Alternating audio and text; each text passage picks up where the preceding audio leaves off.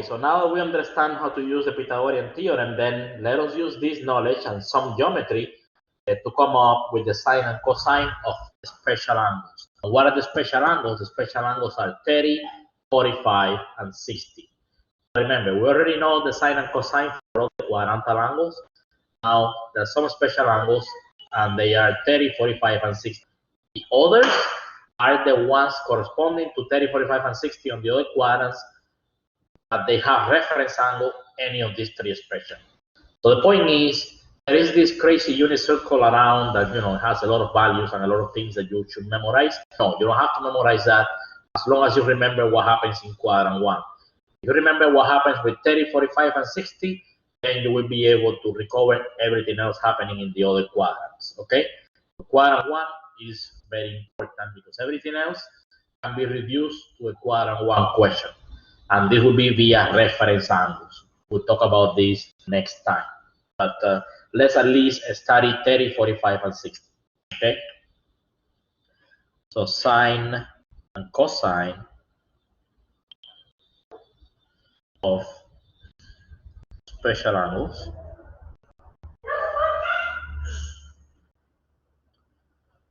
And these angles are 30, 45, and 60 degrees. In radians, this will be pi over 6, pi over 4, pi over 3. Okay? All right, so number 1, let us study theta equals 45 degrees. That's the easier one to study. Okay? And in radians, this is pi over 4. Okay, so if we want to study this angle, then we need to draw it, right? To be able to see what's going on. And let's see, I'm gonna try to use fancy circle if it allows me. Okay, I want a nice circle.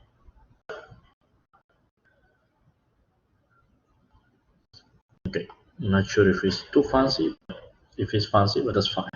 Okay, so I'm gonna put here my x and y. Seems to be the center right there.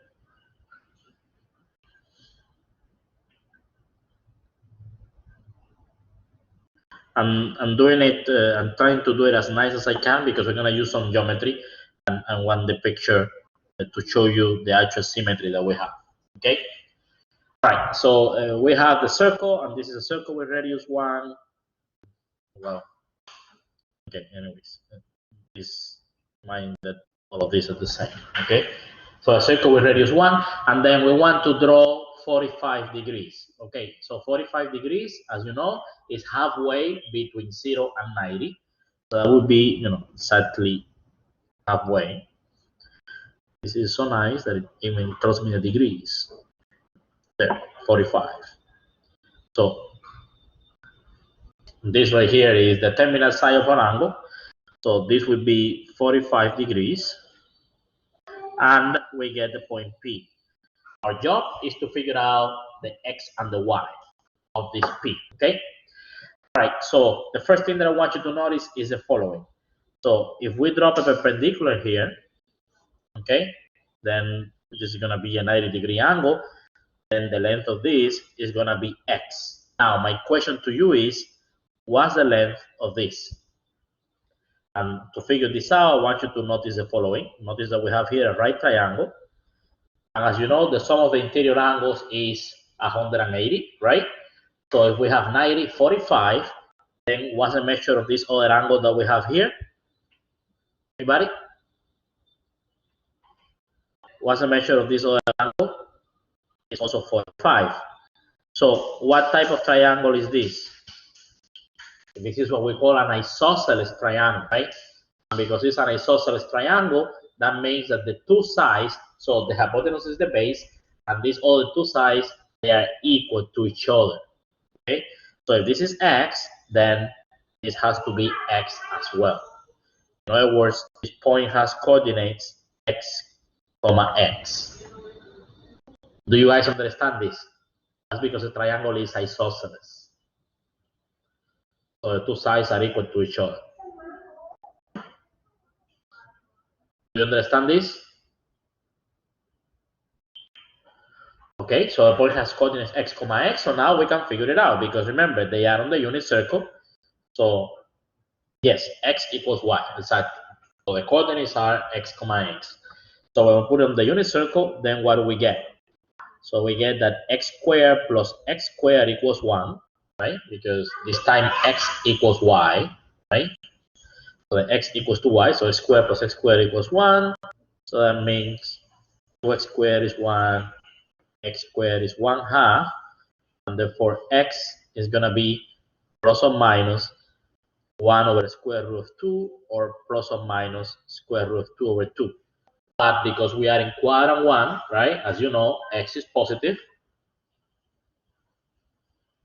So x equals square root of 2 over 2. In other words, this point has coordinates square root of 2 over 2, comma, square root of 2 over 2. Questions on these calculations?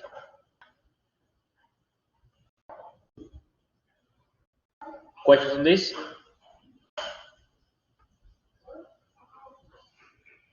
All right, so what's the conclusion then? So what's the sine of 45 degrees? And what's the cosine of 45 degrees? It's going to be square root of 2 over 2 for both of them. Okay? And this is a special value. So this is something that you're expected to know. The sine and cosine of 45, they are the same. And they're both equal to square root of 2 over 2. And of course, if you have pi over 4, it's the same thing. Okay? But it's more familiar to put degrees, so that's why I'm putting degrees. All right, so that's for 45. Then let's see, we have some time, so let's do 30 degrees, and then hopefully we have time to 60. Let's see, how do we find the values for 30? Remember, these are values that you're expected to know. Okay. Right, so for 30 degrees, again, same situation. I'm gonna draw my circle.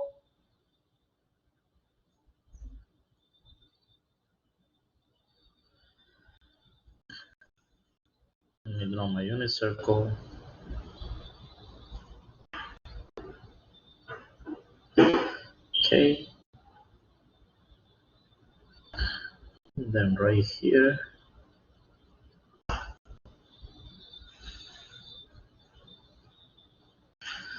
I'll put the X.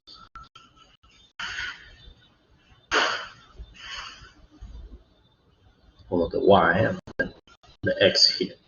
Okay. So that's X. That's y is my unit circle, 1, 1, negative 1, negative 1. And then I'm going to draw 30 degrees. So remember, that's a third from between 0 and 90. So you will split these into 3 equal pieces, and then you pick 1/3, something like this. Okay? But I'm going to use the protractor. It's going to give me a nicer picture. Okay. 30 degrees.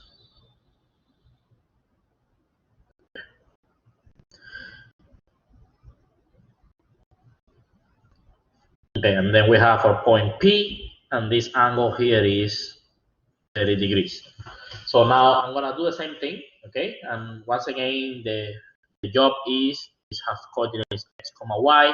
We want to figure out what's x and what is y, okay? This is really our job. And for that, I'm gonna do a little bit of geometry, okay?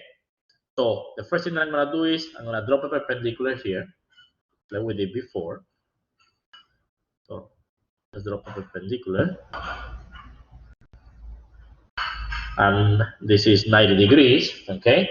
And therefore, this angle here has a measure. You can tell me what is this other angle that we have in here? It should be. What is that angle?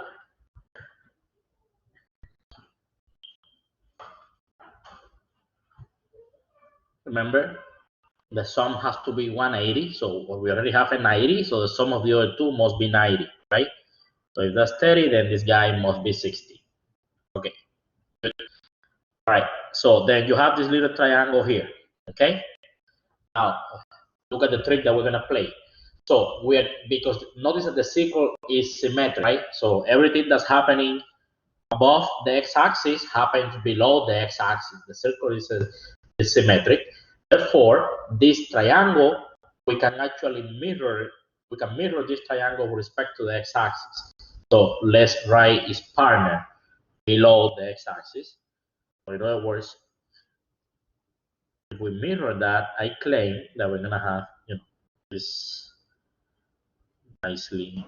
It's gonna come up like this. Let's say the green triangle that we obtain is gonna be the mirror of this one. Okay. So just reflect the triangle that we have in quadrant 1 to obtain this green triangle down here in quadrant 4. Okay? So because this is a reflection, then it follows that this angle here will still be 30 degrees. Okay? And then this little angle here is still 60 degrees. So this is just the one on the bottom is the reflection of the one on top. Okay? And because everything is symmetric, it turns out that P is going to give you a corresponding point here. Let's call it P prime. Okay? Because it's the corresponding point of the circle. And just to talk about some size here, let's call this point here, the one on the x-axis, let's call it Q. All right. So we have this picture here. I want you to notice the following, that the big triangle is special. Who can tell me something about the big triangle? Who can tell me something? What can you say about the big triangle? There is a big triangle formed here. If you put, since we put these two little triangles together, there is a big triangle. Okay, good. But what are the angles of the big triangle, Maria? What's the measure of the angles? So they are all 60 degrees. So the big triangle is called an equilateral triangle. It's an equilateral triangle. Very good. And what's the length of the sides of this triangle? So the big triangle, because all the angles are 60, is equilateral. So the big triangle is equilateral, meaning all the sides are the same. Not just the angles, but all the sides are the same. It's equilateral with sides. What are the length? They are all equal, but equal to what? Well, this is 1, right? Because this is the radius. Therefore, if one of the sides is 1, what are the others? They all have to be 1, right? So the big triangle is equilateral, the size 1. You understand this?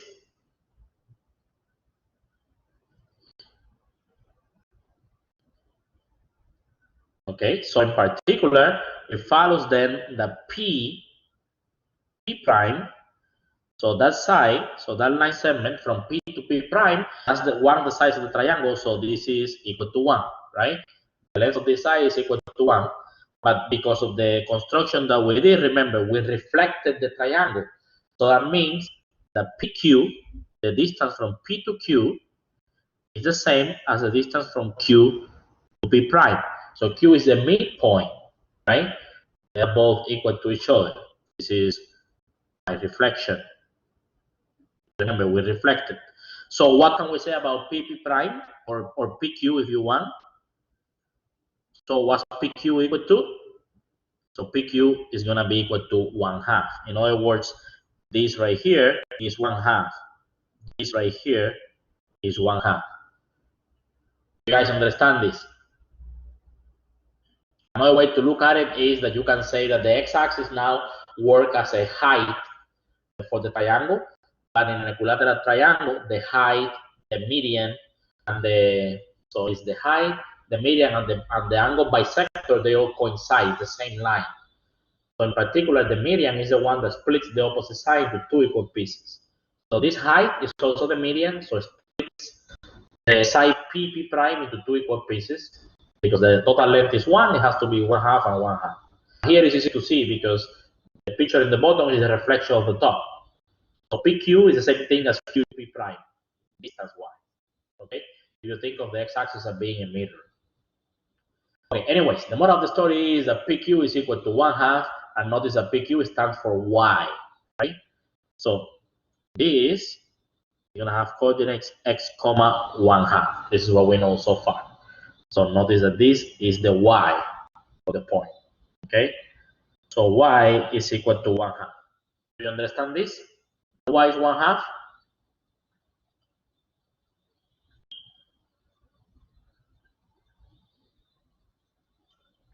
Okay, so now we are in business, because if we know that y is 1/2, we can then figure out x by using the Pythagorean identity, right? And we also know the quadrant, so we have everything that we need. So now that we know y, then we can find x. So we know that x squared plus y squared equals to 1 because we are in the unit circle. So x squared is 1 minus y squared. So x is going to be plus or minus the square root, but really I'm just going to take the positive.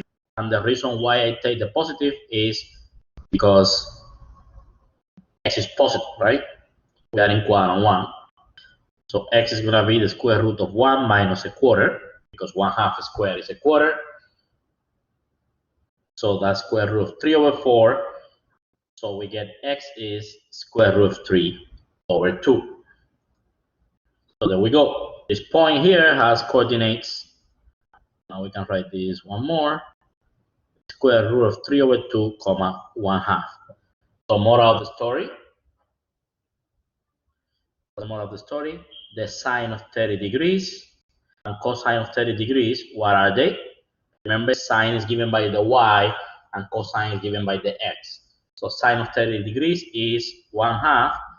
Cosine of 30 degrees is square root of 3 over 2. Questions?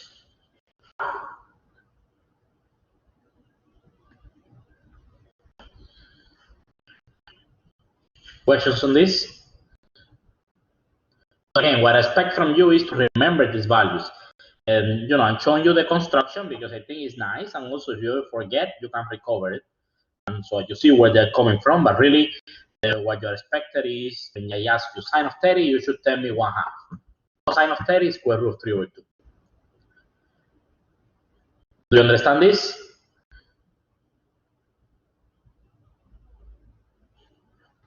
All right. So then finally, see, we have 2 minutes. So I'm just going to give you the rough idea of 60 without getting into too much details. But basically, in 60, here is what we're going to do. This triangle, let's reuse the picture that we have.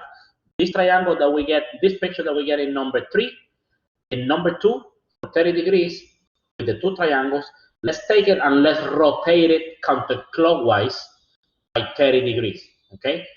So take that circle, the circle, don't move the x and the y axis, but imagine that the circle is the wheel, and imagine that the triangle is attached to a circle. So if you rotate the circle, you rotate the triangle.